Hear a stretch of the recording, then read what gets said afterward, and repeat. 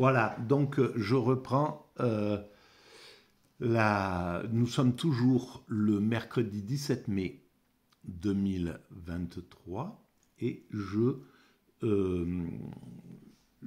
j'utilise une audio de France Culture de l'émission Concordance des temps, animée par Jean-Noël Jeannenet, et qu'il consacrait le 13 mai à la fraternité, avec ce titre « Fraternité, pas si simple ». Donc, il avait invité ce jour-là Alexandre de Vitry, un chercheur en littérature, qui exprime des idées superbes. Et donc, voilà, je découvre en même temps, globalement, parce que je l'ai écouté de façon voilà, un peu légère, et je commente éventuellement en lien avec la théorie que je défends sur le site mécaniqueuniverselle.net et qui essaie de démontrer que l'humanité va vers son ultime perfection, y compris la fraternité absolue entre tous les hommes, la paix universelle, etc. Voilà. Donc nous travaillons à ça, nous y arriverons dans quelques siècles encore d'évolution, mais nous parviendrons à cet état-là. Dans le refus de cette contradiction entre la tension vers l'universel et l'idée que la fraternité ne peut toujours se définir. Ils parlent de la Révolution, ils en sont à la période de la Révolution. Sort du champ de son efficacité, de son rayonnement. Oui, il y a dans la Révolution française un tiraillement entre deux directions, comme dans le christianisme, mais peut-être de façon encore plus éclatante. Et l'abbé Grégoire est un de ceux qui veut surmonter cette contradiction. C'est d'ailleurs souvent le cas chez les prêtres patriotes, qui sont les héritiers d'une certaine éloquence chrétienne. Et l'abbé Grégoire, qui est un des grands défenseurs d'une égalité humaine, d'une fraternité humaine, a notamment donc mobilisé tout ce vocabulaire fraternel. Les prêtres avaient pour la plupart, évidemment, il y en avait qui abusaient, etc. Mais globalement, la plupart des prêtres avaient cette idée de fraternité. Ils étaient liés aux grandes valeurs du christianisme. Ce que prônait le Christ les animait vraiment, et c'est ce qu'ils essayaient et c'est ce qu'ils ont fait, c'est ce qu'ils ont répandu à travers l'Occident tout entier, qui était sous leur coupe. Ils ont essayé d'en diffuser l'idée, cette idée grandiose d'une vision juste et fraternelle de l'humanité. En sa lutte contre l'esclavage. Donc Grégoire est un de ceux qui veut donner à la fraternité toute la générosité possible, l'illimité au maximum. Seulement, justement, s'il a tant besoin de rappeler cette dimension-là, ce qu'on entendait bien dans l'archive que nous avons écoutée, c'est que au même moment, eh bien, la fraternité a tendance à se resserrer, puisque la fraternité, c'est la fraternité des patriotes, à l'exclusion de tous les ennemis de la Révolution, qui sont de plus en plus nombreux à mesure que les quelques années de la Révolution française passent, jusqu'à produire une fraternité de plus en plus réduite, où celui qu'on va mener à la guillotine est précisément non pas l'ennemi fondamental de la Révolution, mais le frère de la veille, qui s'est avéré un faux frère et qui nous mène au fratricide. Voilà, et là, c'est ce qui est tragique dans la Révolution. La Révolution rénove des choses, permet à l'humanité de dépasser des scléroses, de dépasser des concrétions, des choses qui seraient indépassables sans cette violence. Mais malheureusement, derrière, ce sont les violents, les pires qui l'emportent bien souvent. Et donc, voilà, que ça soit la Révolution française ou la Révolution russe, malheureusement, elle a donné naissance à la monstruosité de la dictature, d'une autocratie, et que l'humanité doit résoudre. Donc, c'est le tragique, en fait, de cette évolution. Comment faire des révolutions de velours, douces, qui permettraient de préserver le système et qui permettrait à la limite de faire monter au lieu des plus violents, les plus doux, les plus justes, les plus bienveillants. Voilà, ça serait quelque chose, et qui serait une révolution qui ne nécessiterait pas de violence, qui serait une révolution de conscience. Comment révolutionner la conscience de nos dominants? Parce qu'en fait, c'est ça, c'est juste ça. C'est en réalité, les dominants sont à leur place. C'est normalement les meilleurs d'entre nous qui arrivent en tête. Et là, actuellement, le chef de l'État, il correspond au meilleur. Il a les meilleures capacités par rapport à ce monde actuel tel qu'il est là. Et on le voit, il peut prendre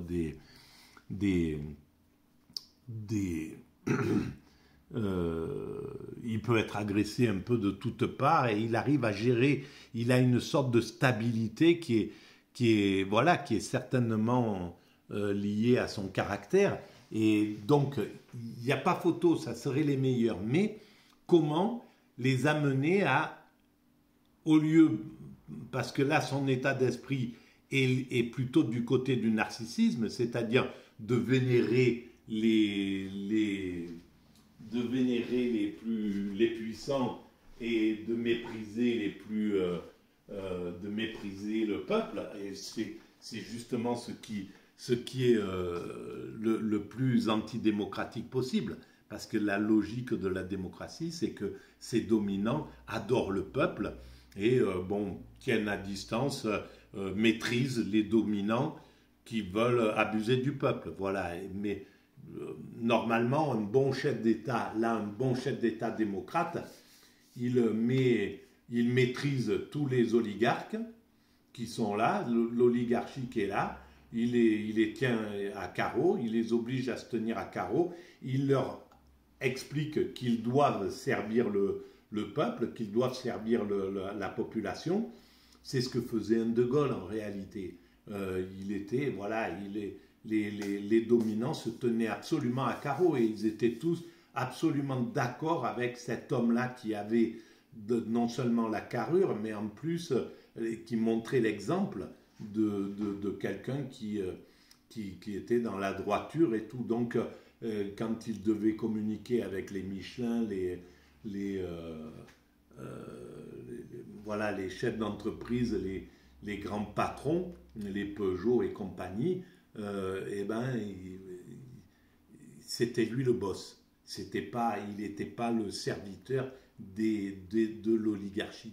Et donc, ça c'est la différence entre l'égocentrisme, celui qui a une vision grandiose de lui-même, mais qui est juste, pas grandiose, la vision juste de lui-même, mais qui sait exactement ce qu'il est et pourquoi, ça c'est un De Gaulle, et les narcissiques qui ont une vision exagérée d'eux-mêmes et en fait qui est frelatée en fait et qui sont soumis à ce qu'ils badent, quoi. Voilà, les artistes, les élites, les voyous, n'importe quoi, voilà, et qui se rangent du côté de cela, voilà. Donc, alors on continue.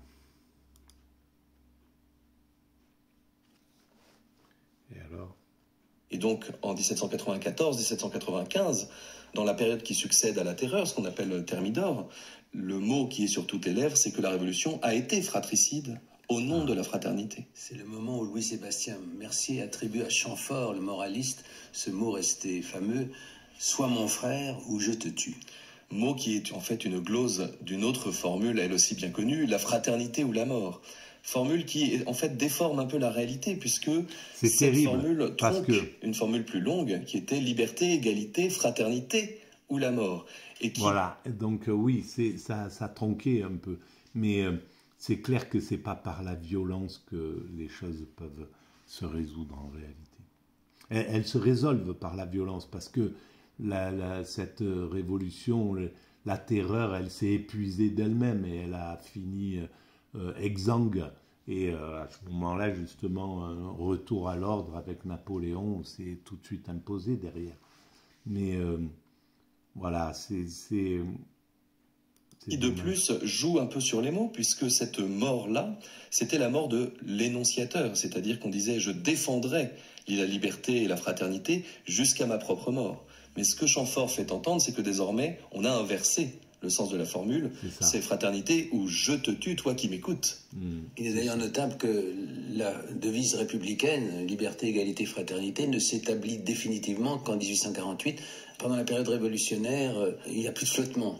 Oui, il y a quelques frémissements, on voit quelques premiers alignements des trois termes entre eux, mais aucunement une constitution en devise de manière explicite et solide comme ça sera le cas plus tard. Sans doute à cause de la conscience très aiguë qu'on a alors des contradictions de cette notion. Le 19e siècle apporte pour cette histoire de la fraternité à laquelle nous nous attachons ce matin, Alexandre de Vitry, des bouleversements majeurs, avec une contradiction entre le refus de la monarchie constitutionnelle, restauration, monarchie de Juillet, de cette notion qui recule beaucoup du côté des pouvoirs publics, et néanmoins la préparation de sa parousie, de son émergence en 1948, dans un certain nombre d'œuvres qu'il faut restituer. Je pense notamment aux socialistes dits utopiques. Oui, il y a plusieurs canaux en fait qui expliquent cette résurgence de la fraternité qui va connaître un âge d'or au milieu du 19e siècle. Un premier canal, c'est la multiplication des histoires de la Révolution française, c'est-à-dire qu'on essaye, en faisant l'histoire de la Révolution française, avec quelques exemples particulièrement connus comme Michelet ou Louis Blanc, de séparer le bon grain de l'ivraie en quelque sorte et de se réconcilier avec cette fraternité, avec celle de l'abbé Grégoire justement dont nous parlions. Et puis il y a cet autre canal que vous mentionniez, donc ce que Marx et Engels appelleront les socialistes utopiques, qu'on peut appeler plus simplement les réformateurs sociaux. Voilà, donc Saint-Simon et beaucoup d'autres à sa suite. Pierre Leroux, d'autres encore. Voilà, bien sûr. Et ça, j'ai fait des vidéos justement sur cette période du 19e siècle. Et on voit, quand on regarde l'évolution de l'humanité de façon étendue comme ça, on voit la montée vers la perfection dont je parle, l'évolution vers la perfection. Même s'il y a des reculs, etc., peu importe. Les reculs, c'est rien du tout. Même si le XXe siècle, une partie du XXe siècle a marqué le recul justement de cette vision du XIXe siècle avec les Pierre Leroux, les Saint-Simon, les Fourier, les Marx, les Engels, etc., qui avaient une vision qui pensait que le progrès amenait vers la perfection de l'humanité. Ils avaient cette vision-là. Et ils la tenaient de la Révolution et d'avant la Révolution, et qui la tenaient eux-mêmes du christianisme, qui la tenaient, etc., etc. Donc cette vision, on voit son évolution. Et au XIXe siècle, c'est clair que le progrès donne cette idée à bien des esprits, bien des philosophes, de cette possibilité de fraternisation. On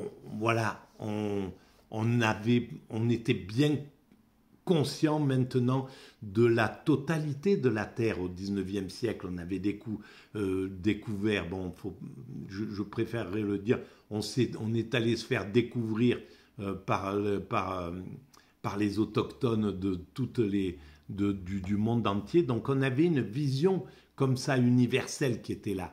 Donc tout marquait cette idée-là.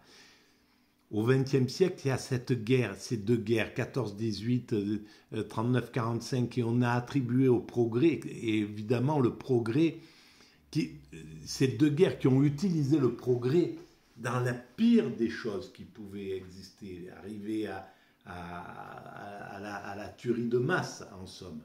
Et là, c'est ce qu'on est en train de faire dans cette guerre en Ukraine. En un an à peine, peut-être qu'il y a 400 000 personnes, 400 000 êtres humains qui sont morts en si peu de temps, en un an. Donc, et on voit bien que c'est lié à l'accélération du progrès. Évidemment, maintenant, les bombes sont encore plus efficaces qu'en 1939, qui étaient plus efficaces, etc. Et donc, on va où dans ce sens-là? On peut comprendre que c'est quelque chose qui est qu'il faut que nous dépassions, et c'est les dominants qui doivent prendre conscience de ça, parce que les guerres, ce n'est pas les peuples qui les engagent, c'est les dominants. Et les dominants, c'est pas, il n'y a pas un méchant et puis des gentils à côté. Les guerres, c'est des mécanismes de provocation, de domination, etc. On pousse l'autre jusqu'à ce qu'il soit obligé de faire la guerre, et l'autre, il a une vision erronée des choses et il va faire la guerre, etc., etc. Donc les responsabilités sont loin de s'arrêter à un coupable et des innocents derrière. Voilà. On dit aussi pré-marxiste, ce qui n'est pas très malin, c'est ces téléologiques qui ne savaient pas eux-mêmes que c'était avant Marx. Tout à fait, mais comme si, une fois Marx venu, il ne pouvait plus y avoir d'autres alternatives socialistes au XIXe siècle. Bon, bien sûr, c'est insatisfaisant, mais de toute façon, ils sont divers, ils sont pluriels. C'est en tout cas un moment d'imagination sociale très foisonnant, très fort. Et dans ce moment, la fraternité se met à occuper une place centrale.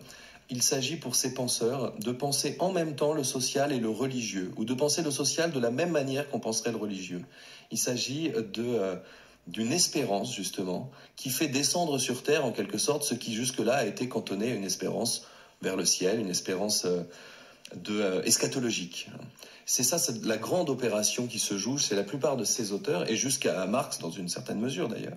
On leur attache aussi, d'ailleurs, à la foi que l'on porte en direction du progrès technique chez les Saint-Simoniens. Écoutez ces deux extraits de Saint-Simoniens mineurs mais révélateurs. D'abord, Gabriel Gauny, qui est un poète ouvrier. C'est un extrait du cabinet de curiosité de Lise Andriès sur France Culture en juin 1998. Il n'y avait plus de murs d'enceinte, ni de frontières fortifiées. Des routes joignaient de vastes et beaux domaines, illustrés d'édifices pour tous, de Parthénon dédiés à la sagesse, en sorte que l'ensemble incalculable de ces demeures unitaires, rattachées entre elles par les puissantes beautés de la nature, ne formait qu'une cité nommée Libérie. Le reboisement du sol et l'irrigation des eaux avaient purifié l'air en fortifiant la végétation, et les êtres, chacun élevé dans les principes d'un amour général, protégeaient la vie en aidant au développement des choses. Alors, une langue universelle unissait tous les hommes qui, conservant toujours la magnifique et riche diversité des idiomes nationaux, étaient convenus d'avoir deux jouissances de communion, la langue de la patrie et la langue collective. Cette faculté de s'entendre aplanissait l'âpreté des rapports de peuple à peuple en chassant les ténèbres. Ce texte, naturellement, s'inscrit dans la suite des nombreuses utopies qui marque l'époque. L'Icarie de Cabet est également à mettre au même chapitre. Alors, voilà, on parle d'utopie là, mais c'est exactement ce que, sans le savoir, je ne connaissais pas du tout ces auteurs quand j'ai imaginé la mécanique universelle. Quand cette phrase « l'humanité est destinée à atteindre son ultime perfection », c'est inscrit sur mon cahier comme ça, de façon intuitive, il y a 23 ans maintenant. Et bien là, je prends conscience que c'est exactement ce que dit cet auteur au 19e siècle, en 1800 et quelques. Il a la vision des demeures unitaires, et donc... Et c'est exactement comme ça que je vois cette finalité de l'humanité. C'est-à-dire, tout appartient à tout le monde, à l'humanité. Il n'y a plus de possession. Partout où on passe, ça appartient. C'est des endroits communautaires. On peut trouver le gîte, le couvert, etc. Et donc, c'est une sorte d'humanité qui est en contemplation, en nomadisme, en voyage sur cette planète, avec une langue universelle. Et ça, voilà, on est dans ce truc-là. Peut-être dans 20 ans, 30 ans, on aura un petit truc devant la bouche quand on parlera en français à un Inuit et ça sera traduit automatiquement, etc. Et on se comprendra exactement avec la... Donc on n'est pas loin de ce moment-là, de cette paix universelle. Et en fait, le 19e siècle, il n'y avait pas eu 14-18 et il n'y avait pas eu 39-40 qui a arrêté cette idée, cette vision positive du progrès. En fait, c'est la violence de ces dominants qui ont fait la guerre, là, qui ont conduit à ces guerres, à la guerre 14-18, la violence des dominants qui ont décidé cette guerre et qui ont envoyé au charbon des jeunes types dans des tranchées, vivre pendant 4 ans des choses horribles. Et puis les dominants qui ont fait, les dominants dictateurs de 39-45 qui ont amené une pire cruauté dans cette humanité en utilisant tout le progrès technique qui était à leur service, dans le mauvais sens. Et évidemment, ça a stoppé cette idée de progrès positif. Mais c'est que des hommes qui ont utilisé ça. C'est la psychopathologie des dictateurs qui a fait que c'était ça. C'est pas le progrès. Et d'ailleurs, on l'a vu plus tard quand il y a eu le génocide au Rwanda. Le progrès n'était pas là, mais la perversion était là.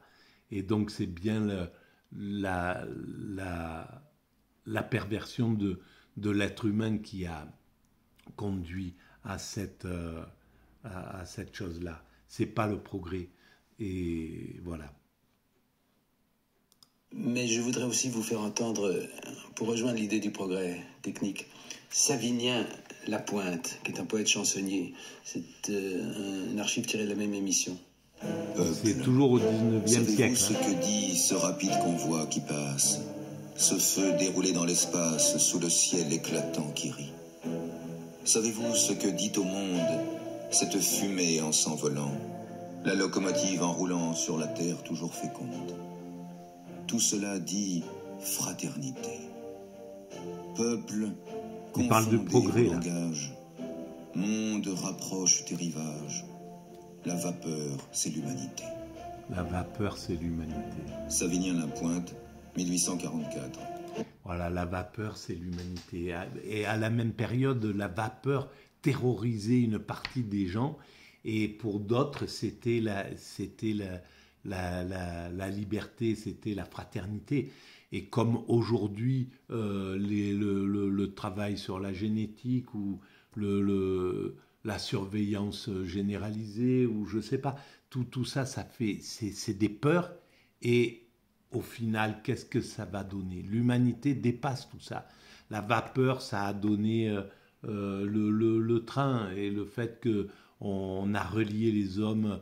Voilà, on peut partir de Barcelone jusqu'à Vladivostok, on peut descendre jusqu'en Iran ou plus loin encore. Voilà, le train, il y a ça, et puis il y a certainement, on peut le voir aussi sur les trains qui déraillent, évidemment. Mais l'humanité retourne tout dans le bon sens, parce que il y a du sens. On est obligé de passer par le mal est une des dimensions de l'humanité, la mauvaise utilisation des choses, etc. C'est une nécessité, on ne peut pas faire autrement, parce que c'est